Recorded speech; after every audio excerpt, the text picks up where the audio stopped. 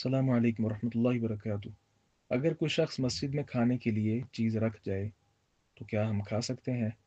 وعلیکم السلام ورحمۃ اللہ وبرکاتہ۔ جی بالکل، آپ صلی اللہ علیہ وسلم کے دور میں جو صاحب ثروت لوگ تھے تو وہ کھجور کے بڑے بڑے گچھے، خوشے جو ہیں اور اس طرح کے پھل تو وہ لٹکا دیتے تھے۔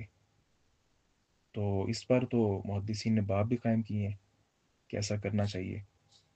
تو جو اصحاب صفہ تھے وہ چونکہ مساکین لوگ تھے، کام کاج ان کا کوئی نہیں تھا، وہیں وہ رہتے تھے، آپ صلی اللہ علیہ وسلم سے علم سیکھتے تھے وہ، جیسے آج کل مدارس کی صورت ہے، وہ یہی تھا، وہ پہلا مدرسہ ہی تھا۔ تو چلیں اس کو دوسرا مدرسہ بھی کہا جا سکتا ہے، پہلا وہ دار ارقم تھا مکہ میں، اور دوسرا یہاں مدینہ میں آ کر مسجد نبی میں ہی یہ سامنے چبوترا سا تھا، اس کو صفہ کہتے ہیں عربی میں۔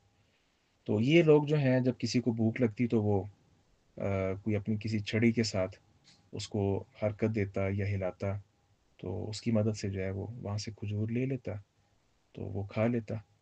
تو آج بھی اس طرح کے جو انتظامات ہیں خصوصاً مساجد میں یہ ہونے چاہیے، کیونکہ آس پاس کے لوگ وہ سارے ایک کیٹیگری کے نہیں ہوتے، بسا اوقات کھانے کی ضرورت ہے، بھوک کی ضرورت ہے، اس کو لگی ہے، تو مسجد میں آئے تو مسجد اللہ کا گھر ہے، اور اللہ کے گھر سے انسان کو ہر طرح کی خیر بہرحال وہ ملنی چاہیے۔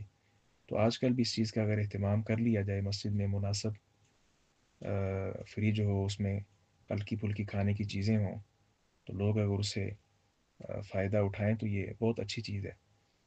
جی السلام علیکم ورحمۃ اللہ وبرکاتہ۔